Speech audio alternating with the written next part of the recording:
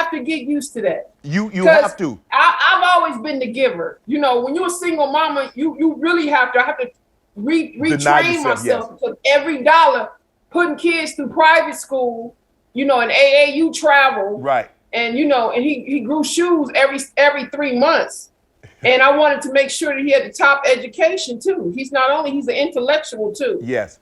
And music too. So I wanted him to be a full person, because you know, basketball is not who we are. Basketball is what we do. Correct. And sometimes, you know, when we're in this fame bubble, you know, that you can get caught up. But I always tell him, but God, and you know, stay right here, because one day the same people that say Hosanna, Hosanna will say crucify him, crucify him. But right. You can always know that you got somebody who will always have your back. And no matter what, I would tell him, whatever, I got you. If right. Don't nobody else got you, Mama got I got you. JaVale, when you know better than anybody the sacrifice and the struggle that your mama went through, raising a young man, a young black man as a single mom, doing everything. She talked about putting you in private school. She talked about AAU travel, doing all the things, denying herself possibly maybe a better car, maybe a nicer dress, or maybe something, for sure, just so JaVale and your sister could have. When you think back and you're like, man, my mom did all that.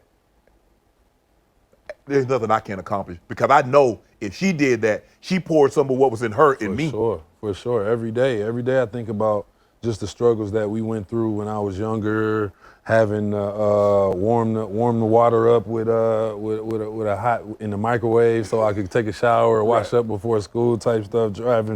Living in Flint but going to Detroit Country Day, which is a high private school. But we had to wake up early, like 6:45, drive 45 minutes to school every day, coming from Flint, not being able to have my friends come over to my house, because at one point we were staying in a hotel, I think in my sophomore year in high school. Mm-hmm. So I'm going over to my friend's house who's staying at Detroit Country, who playing at Detroit Country today. Obviously they got money. Right. I'm in there like, woo, they got a pantry, they got 4-5 rooms.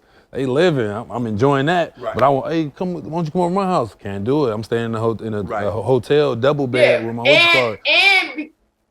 So the struggle that I went through, the struggle that we went through, like nobody can ever take that from us. And I don't care what she do to me. It don't matter. She can curse me out, call me this and that. Whatever she do, she good with me for the rest of my life, for the rest of her life. Cause it's serious, the things she's been through just to make sure I was good. Go ahead, Pamela. What were you going to say? And so what the deal was, Shannon, is the fact that I could stay in an extended stay, and I knew I had one bill, because I was stacking my chips so he could go to this private school. Right. They give you a scholarship, but you still got to pay your part. Right. And that's what I had to do coming out of a divorce that killed me. And so, but you know, I put it all back together, and people just think one day we woke up. No, right.